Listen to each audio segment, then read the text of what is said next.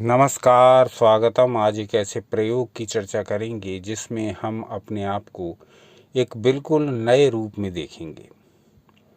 हम अपने आप को इस प्रकार से समायोजित करेंगे, हम अपने मन को बिल्कुल मुक्त करने का अभ्यास करेंगे। हम अपने आप को न ध्यान में लगाएंगे, हम अपने आप को न किसी विशेष क्रिया में लगाएंगे, बल्कि यहाँ तो हम अपने आप को एकदम मुक्त अनुभव करेंगे इस शरीर के बंधन से। इस शरीर के बंधन से मुक्त अनुभव करके, जिसको हम समाधि के नाम से जानते हैं, ये एक प्रकार की बहुत ही क्षणिक समाधि होगी। लेकिन इस क्षणिक समाधि से हम ये जान सकते हैं कि फिर उस समाधि अवस्था का क्या आनंद होगा, उस समाधि में क्या आनंद आएगा यदि हम इसको योग के नियमों के अनुसार किसी गुरु के निर्देशन में शनह शनह कई चरणों को पार करते हुए पूरी प्रक्रिया को जानते समझते, विधि को सीखते हुए इस क्रिया को करेंगे। तो वो एक अलग विषय है, वो समाधि का विषय है। वो लंबी योग प्रक्रिया के बाद और गुरुओं के निर्देशन में अभ्यास करने के पश्चात ही बहुत ही तीव्रतर साधकों को प्राप्त होती है समाधि की अवस्था। शास्त्रों में समाधि की अवस्था के बारे में बहुत वर्णन है। अलग अलग योग के अध्यात्म के ग्रंथों में अलग अलग ऋषियों ने समाधि के विभिन्न प्रकार बताए हैं, समाधि की विभिन्न विधियां बताई हैं और समाधि के अलग अलग प्रकार से समाधि को प्राप्त करने के लिए प्रयोग बताए हैं। तो वो प्रयोग विशेषतः योगियों के काम के हैं, क्योंकि जो व्यक्ति योग का अभ्यास करता है वो योग अभ्यास के अंतिम चरण, योग अभ्यास के चरम लक्ष्य समाधि तक पहुंचना चाहता है और विभिन्न प्रयासों के पश्चात, एक लंबी प्रक्रिया को पूरा करने के पश्चात वो समाधि अवस्था का भी सुख प्राप्त करता है, जिसको आप एक तरह से देखें तो मानव जीवन का चरम लक्ष्य मोक्ष से इसकी तुलना की जा सकती है। जैसे चारों पुरुषार्थों में अंतिम पुरुषार्थ मोक्ष है, उसी प्रकार से एक योगी के लिए उसका चरम परम लक्ष्य समाधि ही रहता है। तो समाधि के विषय में आज ये पहला अंक है और हम ये देखेंगे कि क्या समाधि केवल अध्यात्म क्षेत्र के जिज्ञासुओं के लोगों के लिए ही है, क्या समाधि केवल योगियों के लिए ही है, क्या समाधि केवल तांत्रिकों के लिए ही है, क्या समाधि केवल ईश्वर में पूरी तरह से अपने को समर्पित कर देने वालों के लिए ही है, या समाधि के कुछ व्यवहारिक प्रयोग भी हो सकते हैं, या कि इस समाधि को इस सांसारिक जीवन में भी व्यवहार में काम में लाया जा सकता है। तो ऐसी कुछ विधियां, ऐसे कुछ प्रयोग हमने निकाले हैं और उनका जो आधार है, वो बेस जो है वो शास्त्र ही हैं। सनातन शास्त्रों पर आधारित ये प्रयोग हैं, जिनको हमने कुछ थोड़े से परिवर्तनों के साथ आपके समक्ष प्रस्तुत करने का प्रयास किया है। आप चाहें तो आप इन प्रयोगों का अभ्यास करके इनका लाभ उठा सकते हैं, क्योंकि ये प्रयोग किसी विशेष सामग्री की अपेक्षा नहीं रखते, किसी विशेष निर्देशन की अपेक्षा नहीं रखते, किसी विशेष मंत्र जाप या कर्मकांड की अपेक्षा नहीं रखते। ये तो अपेक्षा रखते हैं केवल आपकी सिंसियरिटी की, केवल आपके समय की, केवल आपकी प्रयोगों की, विश्वास की। तो ये जब प्रयोग हम करने लगते हैं तब इसके जो लाभ हमें होते हैं, ये जो क्षणिक समाधि वाली अवस्था का प्रयोग जब हम करते हैं तो इसके जो लाभ हमें होते हैं वो क्या क्या होते हैं ये जान सकते हैं। पहले ये जान लें, पहले लाभों को जान लें, क्योंकि हम किसी भी कार्य को करने से पहले उसके लाभों का विचार कर लेते हैं। जब हम किसी जॉब को पाने जाते हैं तो हमें उसके लाभ पता होते हैं, इतनी पेमेंट मुझे मिलेगी मंथली। इसी प्रकार से जब हम कोई कोर्स कर रहे होते हैं, चाहे वो प्रोफेशनल हो, चाहे वो एकेडमिक हो, तब हम ये ध्यान में रखते हैं कि इसको करने से मुझे क्या लाभ होने वाला है आगे चल के, तब हम स्टडी प्रारंभ करते हैं। तो पहले हम लाभ जान लेते हैं इस क्षणिक समाधि के प्रयोग से क्या लाभ हमको होंगे, उसके पश्चात इसके प्रयोगों की भी चर्चा करेंगे। तो इस क्षणिक समाधि से जो लाभ होते हैं वो ये कि एक तो इससे हम अपनी ऊर्जाओं में सामंजस्य बिठाना सीख जाते हैं। कैसे? अभी तक हम ये मानकर चल रहे हैं कि मेरा जो मन है वो इस शरीर के अंदर केंद्रित है, इस शरीर के भीतर एक प्रकार से बंदी है, इस शरीर में ही रहने के लिए विवश है। इस शरीर में होने वाली और इस शरीर से जितने भी कर्म हैं और इस शरीर में होने वाली जो प्रक्रियाएं हैं, उन सब का पूरा प्रभाव इस मन पर पड़ता है और ये मन और ये शरीर आपस में संयुक्त हैं और इस प्रकार से मेरा जीवन इसी प्रकार से इस शरीर और मन का सामंजस्य बिठाते बिठाते बीत जाएगा। लेकिन ये जो क्षणिक समाधि की अवस्था का जब हम अभ्यास करते हैं, तब हम अपने मन को अपने इस शरीर से अलग रखने की एक प्रक्रिया का अभ्यास करने की एक प्रकार की हैबिट डालने का प्रयास करते हैं। जब हम शरीर को मन से अलग रखना सीख जाते हैं, तब हम इस मन की उछल कूद, इसकी कूद फांद, इसकी अनर्गल चेष्टाएं, इन सबको अच्छी प्रकार से वाच कर सकते हैं। इन सबको अच्छी प्रकार से वाच कर सकते हैं अपनी चेतना, अपनी कॉन्शसनेस द्वारा या कहिए अपनी आत्मा द्वारा। बस हमको इस मन को अलग करना सीखना होगा अपने शरीर से। ये एक बड़ी विस्तृत प्रक्रिया है, एक बड़ी लंबी प्रक्रिया है जो योग के बहुत सारे अभ्यासों के चरण दर चरण, या कहिए कि तंत्र के बहुत सारे अभ्यासों के चरण दर चरण प्रयोग करने के पश्चात ही समझ में आती है, प्रयोग में आती है, व्यवहार में आती है। लेकिन योगियों और तांत्रिकों ने अप्रत्यक्ष रूप से ऐसे बहुत सारे उपाय बताए हैं जिनका यदि हम पालन करने लगें, जिनका यदि हम अपने दैनिक जीवन में अभ्यास करने लगें, तो हम इस क्षणिक समाधि का सुख भी पा सकते हैं। हम अपने को पूरी तरह अलग कर सकते हैं अपने शरीर को अपने मन से। यहाँ आत्मा की बात नहीं हो रही, क्योंकि आत्मा शरीर से अलग करना एक अलग विषय है और उसका एक फल मृत्यु भी है। यहाँ बात हो रही है अपने मन को अपने शरीर से अलग करने की। यदि ये विधि हम सीख जाएं, तो हम अपने जीवन में बहुत सारे कार्यों को संपन्न करने में सफल हो जाएंगे। मन का ये जो बोझ है, मन की ये जो दुष्प्रवृत्तियां हैं, ये हमारे पूरे शरीर पर प्रभाव डालती हैं और हर समय ये चलता रहता है, ये आजीवन चलता रहता है जब तक कि हमारी मृत्यु नहीं हो जाती। लेकिन 24 घंटे में से कम 5-7 मिनट का एक अवसर ऐसा भी होना चाहिए जब हम इस मन को ऑब्जर्व कर पाएं अपनी आत्मा के द्वारा, जब हम इस मन को पकड़ पाएं, जब हम इस मन की उछल कूद, इस मन के क्रियाकलाप, इस मन की चालबाजियां, ये सारी बातें देख पाएं अपने आप से। तो ये पॉसिबल कैसे होगा? क्योंकि शरीर तो और मन ये दोनों के दोनों आपस में इतने संयुक्त हैं कि हम मन की गतिविधियों को वाच करने का, ऑब्जर्व करने का कोई भी अवसर हम नहीं पाते। सामान्य जीवन में हम मन के अनुसार ही चलते जाते हैं। मन में जो विचार आते हैं उन विचारों के अनुसार ही हम चलते जाते हैं, उनके अनुसार ही हमारा जीवन बनता जाता है।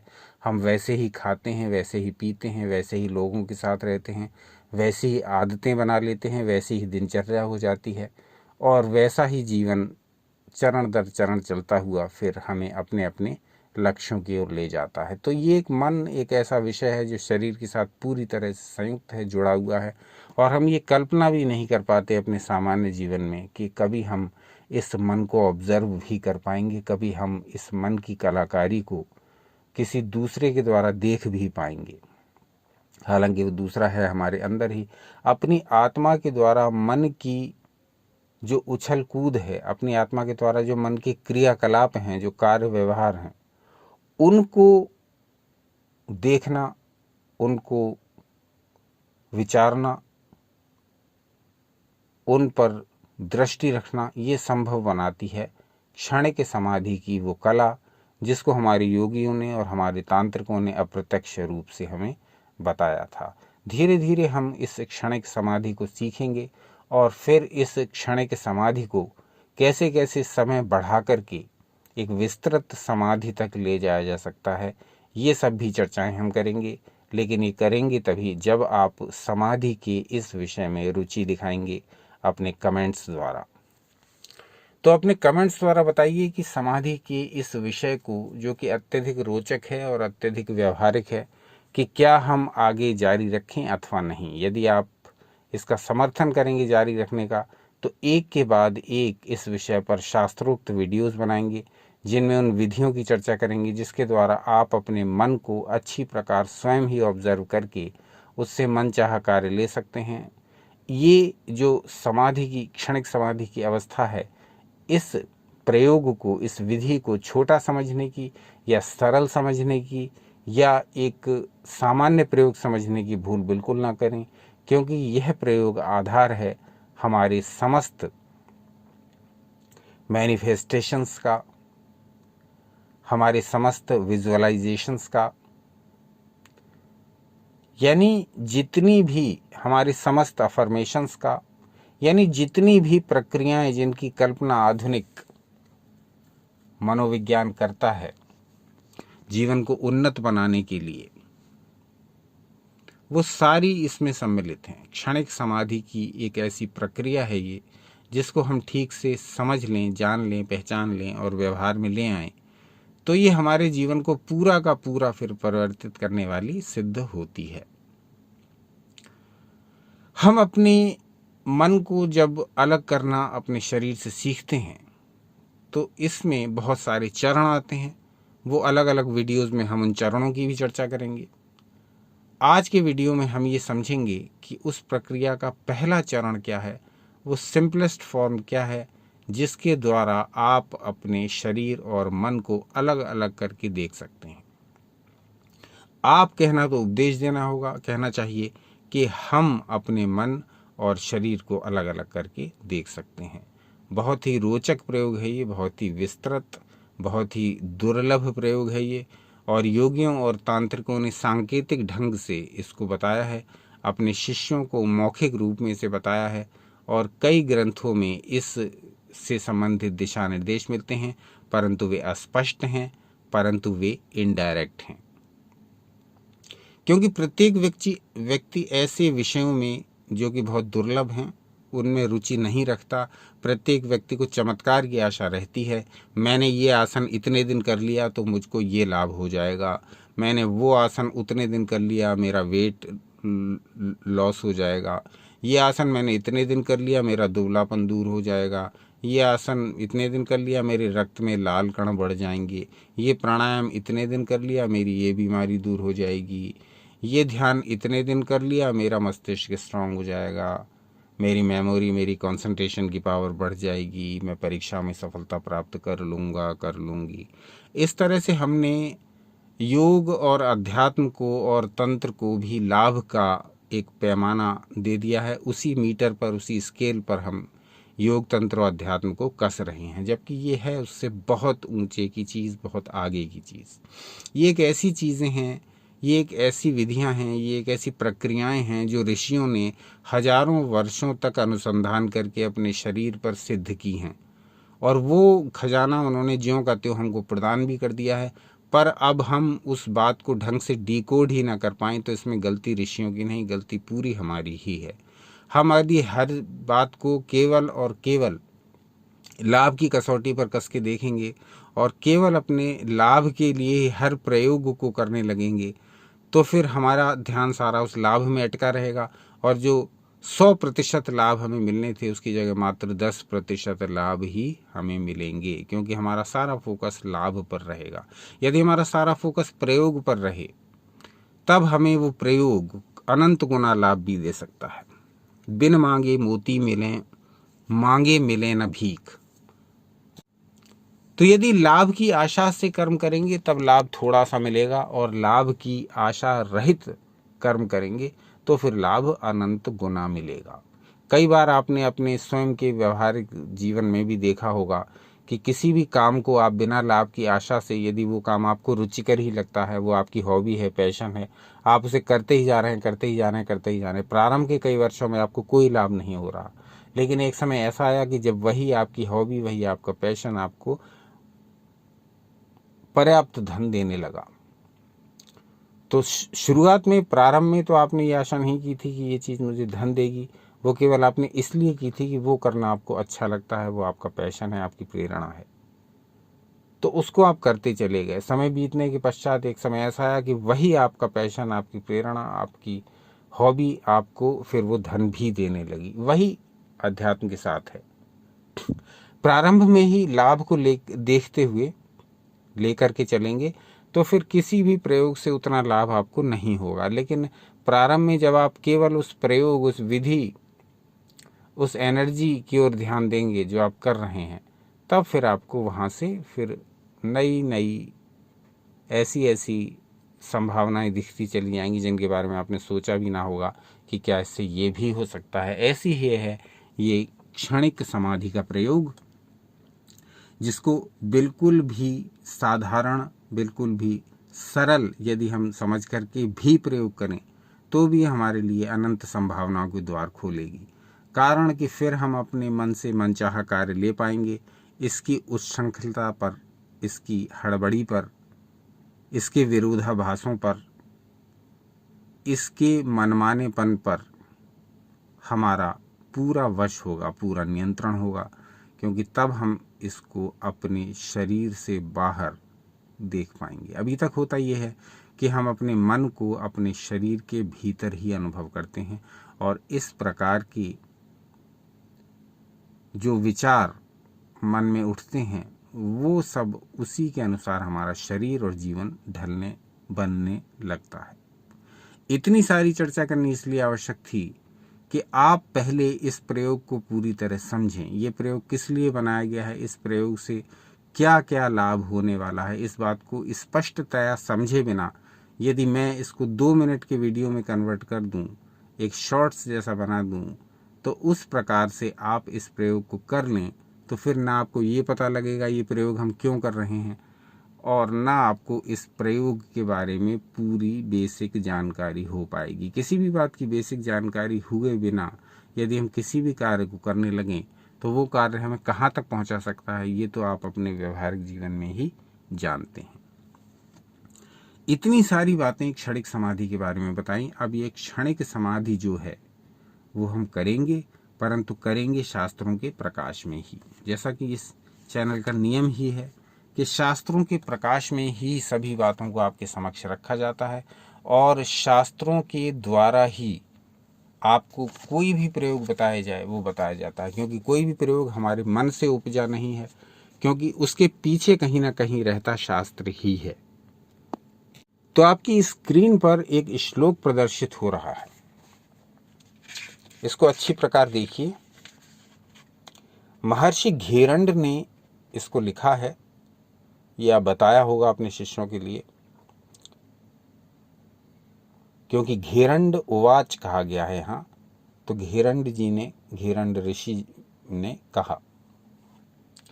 ये घेरंड संहिता के 7वें अध्याय यानी कि 7वां उपदेश से लिया गया है, जिसको समाधि योग प्रकरण नाम दिया गया है अध्याय को। इसमें जो कहा गया पहले उसको समझिए और फिर उसके बाद उस प्रयोग को समझिए जिसके लिए आपने इस वीडियो पर क्लिक किया है। कहा गया, घटाद भिन्न मनः कृत्वा ऐक्यं कुर्यात् परात्मनि समाधिं तद्विजानीयात् मुक्त संज्ञो दशादिभिः। अब इस श्लोक के अर्थ को समझिए, जिसे बताया है स्वयं महर्षि घेरंड ने, जो कि योग विद्या के एक महान गुरु, महान आचार्य, महान साधक माने जाते हैं। और इस घिरंड संहिता नामक ग्रंथ का योग के क्षेत्र में, योग के संसार में अपना इस ग्रंथ का एक विशिष्ट ही स्थान है। तो महर्षि कहते हैं, शरीर में मन को भिन्न करके परमात्मा में लगा देने से योगी मुक्त होता है। अब आप इस बात को अच्छे से समझ लें। घटाद भिन्न मनः कृत्वा ऐक्यं कुर्यात् परमात्मनि समाधिं तद्विजानीयाद मुक्त संज्ञो दशाभिः। मुक्त हो जाता है ऐसा व्यक्ति जो ये प्रयोग कर लेता है। समाधि का ये प्रयोग घटाद भिन्न मनः कृत्वा, घट यानी घड़ा यानी शरीर, इससे मन को जो अलग करना सीख जाता है और ऐक्यम कुर्यात् परात्मनि, और जो एक कर लेता है अपने इस मन को परमात्मा से, उसको समाधि की अवस्था लग जाती है, वो मुक्त हो जाता है। अब आपने ये श्लोक देख लिया। अब आप इस श्लोक को व्यवहारिक रूप में देखिए। ये श्लोक जो लिखा गया वो महर्षि घिरंड ने उन योगियों के लिए लिखा या कहा जो लंबे समय से तपस्या कर रहे हैं, योग के क्षेत्र में लंबे समय से लगे हुए हैं, जिनको विभिन्न आसन, विभिन्न प्राणायाम, विभिन्न क्रियाएं, विभिन्न प्रकार के ध्यान, विभिन्न प्रकार के त्राटक आदि करते करते बहुत लंबा अरसा बीत चुका है, जो योग के एक परिपक्व साधक हैं, जिन्होंने योग के बहुत सारे अंगों का, उनमें यम, नियम, प्रत्याहार आदि भी शामिल हैं। तो योग के जिन्होंने बहुत सारे अंगों का अलग अलग अभ्यास करके देख लिया है और एक परिपक्व अवस्था को पहुंच गए हैं, एक मैच्योर योगी हैं, उनके लिए ये महर्षि घिरंड ने उपदेश दिया है। तो ये आपको अभी नहीं करना है। समाधि की अवस्था में योग के विभिन्न चरणों को प्राप्त करके एक लंबे अभ्यास के बाद गुरु के निर्देशन में ही पहुंचा जाता है। इस अंक को बनाने का उद्देश्य ये कि आपको शास्त्र प्रमाण के प्रकाश में क्षणिक समाधि की एक ऐसी विधि सिखाई जाए, एक ऐसी प्रक्रिया आपको बताई जाए, जिसके द्वारा आप अपने दैनिक जीवन में भी, आप अपने इस व्यवहारिक गृहस्थ जीवन में भी इस समाधि अवस्था को जान सकें, समझ सकें। अब लाभ क्या होगा इस समाधि अवस्था को जानने का? आपकी ऊर्जाएं निरंतर बढ़ती रहेंगी, आप अपने मन को अपने वश में कर पाएंगे, आपकी इंद्रियां आपके अपने मन में, आपके अपने वश में होंगी। आप अफर्मेशंस, आप मैनिफेस्टेशंस, आप विजुअलाइजेशंस में परफेक्ट होंगे। आप अपनी न्यूरो लिंग्विस्टिक प्रोग्रामिंग, जिसका NLP के नाम से इस समय इंटरनेट पर बहुत अधिक प्रचार प्रसार है, उन सारी बातों की जननी भी योग विद्या है, उन सारी बातों की जननी भी तंत्र विद्या है, उन सारी बातों की जननी भी सनातन शास्त्र हैं।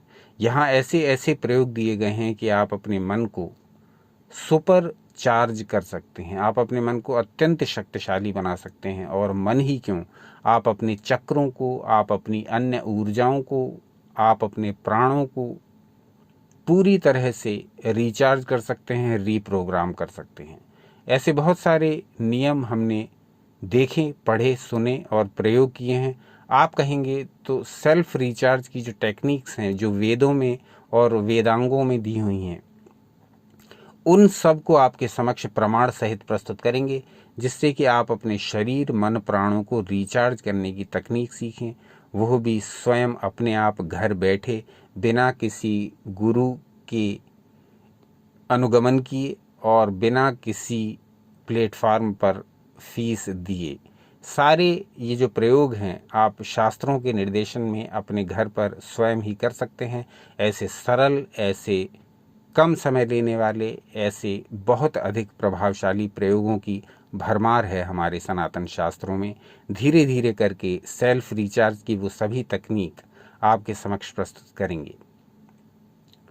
तो इस प्रयोग को आपको कैसे करना है, जहाँ की आपको क्षणिक समाधि का सुख लेना है, जहाँ कि आपको क्षणिक समाधि द्वारा अपने मन को और अपने शरीर को, दोनों को अलग अलग देखना है। तो इसकी विधि स्वयं बताते हैं महर्षि घेरंड। वो कहते हैं, घट से मन को अलग करके समाधि सुख प्राप्त किया जा सकता है, जिसे परमात्मा में एकाकार किया जाता है। तो जैसा कि हमने पहले ही बताया कि यहाँ ये उपदेश महर्षि घेरंड ने उनको किया है जो मैच्योर योगी हैं, जो योग के कई चरणों को पार करके अब समाधि की अवस्था सीखने आए हैं। महर्षि घेरंड से उनके उपदेश चाहते हैं कि किस प्रकार हम उनके निर्देशन में समाधि की अवस्था प्राप्त करें। उनके लिए ये उपदेश है महर्षि घेरंड का। तो हमें समाधि पाकर के ईश्वर से एकाकार होने के लिए एक पूरी प्रक्रिया, पूरे प्रोसेस को फॉलो करना पड़ेगा, जिसमें हम एक गुरु के निर्देशन में ये प्रक्रिया सीखेंगे। लेकिन एक क्षणिक समाधि एक ऐसी अवस्था है जिसको कोई भी गृहस्थ व्यक्ति घर बैठे ही प्राप्त कर सकता है, और इसके द्वारा परमात्मा से एकाकार नहीं हुआ जाता। इसके द्वारा हम अपने शरीर, मन, प्राणों को समझते हैं, उनकी ऊर्जाओं को बढ़ाते हैं, और अपने दैनिक जीवन की कठिनाइयों से जूझते हुए हम अत्यधिक शक्तिशाली हर प्रकार से होकर के अपनी ऊर्जाओं में विस्तार, वृद्धि करते हुए अपने दैनिक जीवन को और अधिक शक्तिशाली बनाते चले जाते हैं। ऐसी है ये क्षणिक समाधि, जिसको एक प्रकार के मेडिटेशन की संज्ञा दे सकते हैं, एक प्रकार के प्राणायाम की संज्ञा दे सकते हैं, एक प्रकार के आसन की भी संज्ञा आप दे सकते हैं। जैसे हम बहुत बड़े योगी न होते हुए भी, योग के बारे में बहुत कुछ न जानते हुए भी, कुछ ना कुछ थोड़ा थोड़ा योग सभी लोग अपने घर पर कर ही लेते हैं। कोई कुछ आसन लगा लेता है, कोई कुछ प्राणायाम कर लेता है, कोई कुछ ध्यान लगा लेता है, कोई कुछ त्राटक कर लेता है, कोई कुछ नहीं तो सूर्य नमस्कार ही कर लेता है। तो प्रत्येक व्यक्ति आज के युग में योगी है, थोड़ा थोड़ा सा, कुछ कुछ अंशों में। तो इस प्रकार का है ये प्रयोग क्षणिक समाधि का। इस प्रकार का नहीं है कि जिसको आप किसी बहुत एडवांस योग में आए।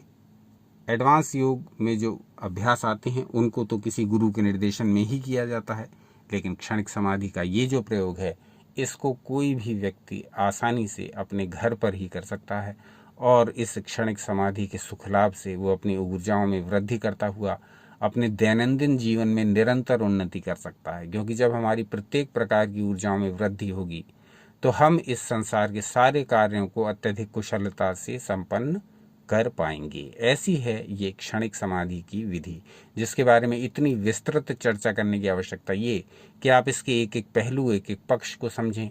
ना कि हम चाहते तो एक छोटा शॉर्ट्स बना सकते थे जिसमें हम एक ऐसा अट्रैक्टिव कैप्शन लगा सकते थे कि ये कर लीजिए तो ये हो जाएगा। लेकिन ये मूर्खतापूर्ण चमत्कार की बातें ना योग में अच्छी लगती हैं, ना तंत्र में अच्छी लगती हैं, और ना अध्यात्म में। बातें स्पष्ट हों, बातें क्लियर हों, बातों को हम ठीक प्रकार समझा पाएँ और आप समझ पाएँ, उसके पश्चात यदि आप प्रयोग करें तब आपको उससे लाभ हो, तब उसका कुछ मूल्य है। तो अब इस विधि को समझिए। इसका बेस समझने के बाद इस विधि को पूरा समझिए। इसमें आपको करना क्या है, महर्षि घेरंड ने स्वयं बताया, उसी के अनुसार ये विधि सुनिए। इस प्रयोग को आपको दिन में या रात में किसी भी समय कर लेना है। प्रयोग किया कैसे जाएगा? प्रयोग लेट करके किया जाएगा, प्रयोग शवासन में किया जाएगा। कुछ विशेष इसमें करना नहीं, किसी भी बीज मंत्र का पाठ करना नहीं, कोई भी कर्मकांड करना नहीं, किसी भी धूप, सुगंध, अगरबत्ती की आवश्यकता है नहीं। जैसे आप सामान्य रूप से अपने बिस्तर पर लेटते हैं, चाहे दोपहर में लेटें चाहे रात में लेटें, बस उसी समय आपको ये प्रयोग कर लेना है, बिना किसी नियम बंधन और कर्मकांड के। जैसे आप सोने जा रहे होते हैं, कुछ लोग दोपहर में भी सोते हैं या विश्राम करते हैं, और रात में तो सभी लोग निद्रा लेते हैं, भले ही लेट नाइट में सोते हों। तो बस जब निद्रा लेने जा रहे हो तब ये प्रयोग करिए। बिस्तर पर लेटे हो, अपने पूरे शरीर को ढीला छोड़ दीजिए, शव आसन कर लीजिए। एक डेड बॉडी, एक शव की तरह अपने शरीर को बिल्कुल निश्चेष्ट, बिल्कुल इनएक्टिव छोड़ दीजिए। बस मेरा पूरा शरीर एकदम निश्चेष्ट है, जैसे डेड बॉडी में कोई हरकत नहीं होती, उसी प्रकार से मेरे शरीर के किसी भी अंग में कोई हरकत नहीं हो रही। इसीलिए इसका नाम शव आसन रखा है। जैसे शव पड़ा रहता है, किसी भी अंग में कोई चेष्टा नहीं, न आँख में, न हाथ में, न पैर में, न पेट में, न कमर में, बस पड़े हुए हैं। उसी प्रकार से हमको बिस्तर पर लेटे रहना है। अब अपनी सांसों के आवागमन पर ध्यान लगाइए। मेरी सांसें कैसे आ रही हैं और मेरी सांसें कैसे जा रही हैं, इसको ज़रा ऑब्जर्व करिए। एक बात ध्यान रखिए कि जब ये आप ऑब्जर्व करें तो आप कभी भी अपनी सांसों को तेज़ी से नहीं लेंगे, गहराई से नहीं लेंगे, लंबी सांस नहीं लेंगे, कुछ नहीं करेंगे। जैसी सांस नेचुरल फ्लो में प्राकृतिक रूप से आ रही है वैसी ही सांस आने देंगे और जाने देंगे। उसमें अपनी तरफ से कुछ भी वो मत करिए परिवर्तन कि साहब यूँ करने लगे, ऐसा कुछ ना करिए। जैसे नेचुरल फ्लो में सांस आती है और जाती है उसको वैसे ही आने जाने दीजिए।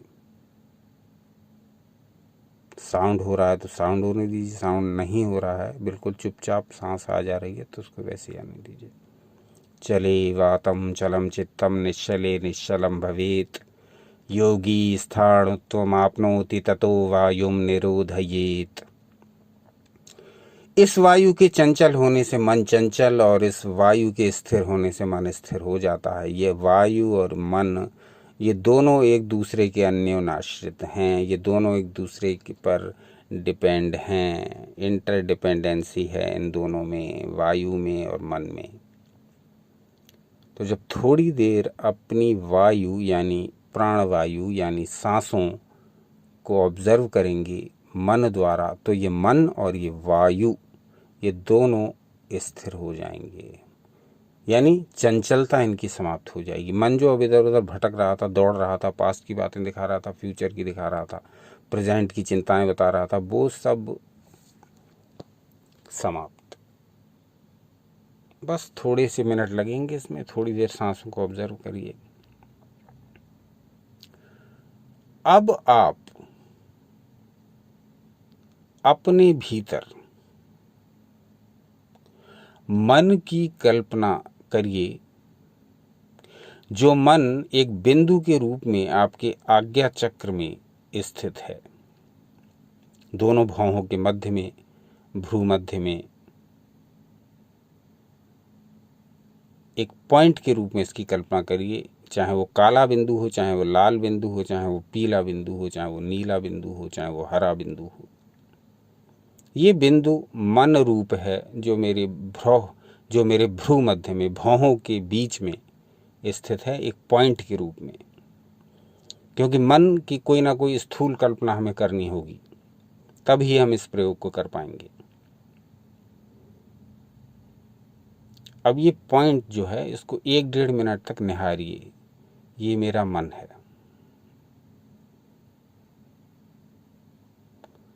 अब ये जो पॉइंट है ये भ्रूमध्य में, जो कि मेरे मन का प्रतिनिधित्व करता है, अब ये पॉइंट यहाँ से धीरे धीरे ऊपर उठता हुआ मेरी नाक की ऊपर के भाग, मेरी भ्रूमध्य से निकलता जा रहा है बाहर। ये बाहर निकलता जा रहा है। और अब ये बाहर आकर के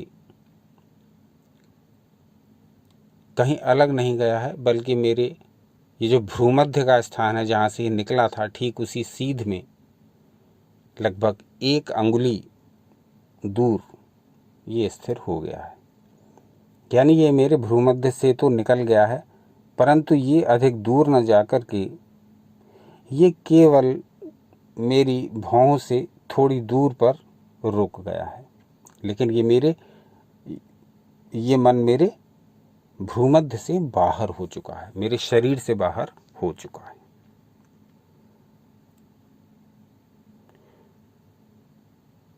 अब आपको ये कल्पना करनी है कि अब आप अपने भीतर चाहें अपनी चेतना को समझते हो, कॉन्शसनेस को, या अपनी सोल को समझते हो, आत्मा को, चेतना के माध्यम से अथवा आत्मा के माध्यम से अब आप इस मन को देखने का प्रयास करिए कि अब इस मन में चल क्या रहा है।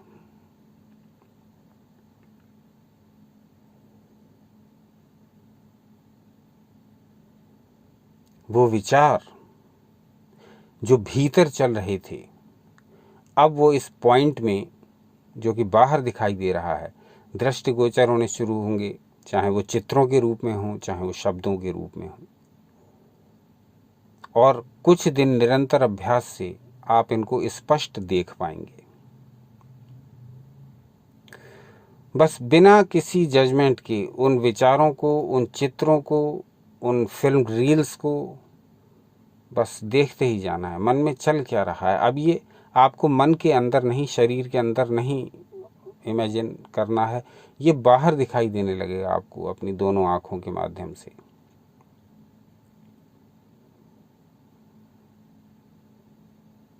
आप चाहें तो अपनी आंखों को खोल करके इस बिंदु को अपने सामने इमेजिन कर सकते हैं, और यदि आंखें खोल कर ये पॉसिबल नहीं हो रहा तो आंखों को फिर से बंद करिए और बंद आंखों से अब इस पॉइंट को इमेजिन करिए जो मन रूप में है और अब परंतु आपके शरीर से बाहर है और आपके भ्रूमध्य के ठीक सामने ये स्थित हो गया है, स्थिर हो गया है।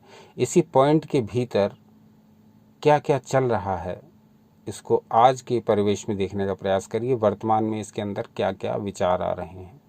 वो विचार चित्रों के रूप में भी आ सकते हैं, वो विचार शब्दों के रूप में भी आ सकते हैं। बस आपको इतना करना है।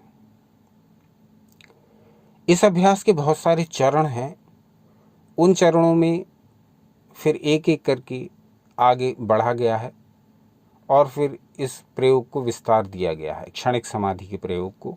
ऐसी बहुत सारी चीज़ें नई नई आपको सीखनी है, लेकिन पहले आप इस प्रयोग को करेंगे जो अध्यात्म क्षेत्र में पहले से ही हैं, जो ध्यान साधनाएं, मंत्र जाप आदि करते रहते हैं, जो किसी न किसी देवी देवता से जुड़े हुए हैं पहले से ही, उनके लिए ये करना बड़ा आसान होगा, बड़ा सरल, बड़ा सहज होगा। लेकिन जो लोग अध्यात्म से किसी भी रूप में नहीं जुड़े हुए हैं, या योग साधना से, या तंत्र साधना से, या मंत्र साधना से, या अध्यात्म के किसी भी रूप से परिचित नहीं हैं, उनके लिए ये प्रयोग बहुत समय ले सकता है। कई सप्ताहों का भी और कई माह का भी समय ले सकता है। लेकिन ये उनके अभ्यास की तीव्रता पर भी निर्भर करेगा, कितनी तीव्रता, कितने विश्वास, कितनी दृढ़ता, कितनी निरंतरता के साथ वो ये अभ्यास करते हैं, इस पर भी बहुत सारी बातें डिपेंड करेंगी।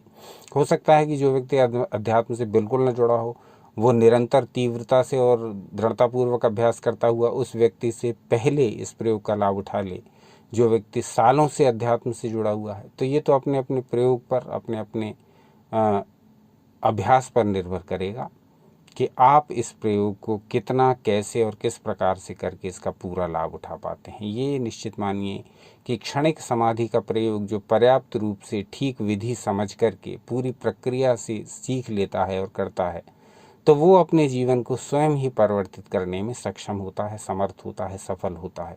इस प्रयोग को हमने अलग अलग शास्त्रों से लिया, कुछ डायरेक्ट और इनडायरेक्ट रूप में शास्त्रों में मिला, कुछ गुरुमुख से सुना, कुछ अलग अलग साधकों से सुना, कुछ अन्य चर्चाओं में ये बात सामने आई तो उसमें नई नई बातें मिली, फिर स्वानुभव लिया, इस प्रयोग को स्वयं करके देखा और तब एक वीडियो रूप में ये सारी जानकारी आपके समक्ष ज्यों की त्यों प्रस्तुत कर दी। कुछ भी इसमें छिपाने को नहीं, जिस बात पर ये आधारित थी, जिस बेस पर ये आधारित थी, ये पूरी जानकारी का बेस भी आपको घेरंड संहिता के उस विशेष श्लोक में दिखाया जिस पर ये पूरा प्रयोग आधारित है।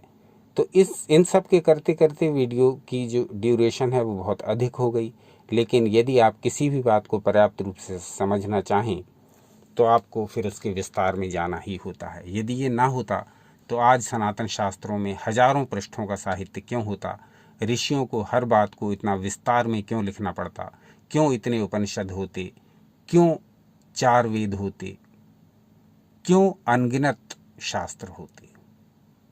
थोड़ा कहा बहुत समझिए, यहाँ तो ऑलरेडी बहुत कुछ कह दिया गया। ये अंक कैसा लगा ये अवश्य बताइए, और इस विषय में या इससे संबंधित अन्य विषयों में जानने की क्या आपकी जिज्ञासाएं हैं ये भी बताइए। एक दिन पश्चात पुनः उपस्थित हो जाएंगे ईश्वर इच्छा से कोई नया विषय लेकर के। अपना अमूल्य समय हमें देने के लिए हार्दिक धन्यवाद। सनातन शास्त्रों से जुड़े रहें, सनातन शास्त्रों को पढ़ते रहें, सनातन शास्त्रों का प्रयोग करते रहें, क्योंकि सनातन शास्त्रों में संपूर्ण मानव जगत के कल्याण के लिए जो जो प्रक्रियाएं दी हैं, जो जो विधियाएं दी हैं, जो जो निर्देशन दिए हैं, वो सभी कालों में सभी मनुष्यों के काम के हैं। तो ऐसी है सनातन शास्त्रों की महिमा। इस महिमा का गान करने से काम नहीं चलेगा, इस महिमा का पाठ करने से और इस महिमा का प्रयोग करने से काम चलेगा। आपका जीवन अत्यधिक मंगलमय, शक्तिशाली और शुभ हो, ऐसी अनेकानेक कामनाओं के साथ नमस्कार करते हुए इस वीडियो का समापन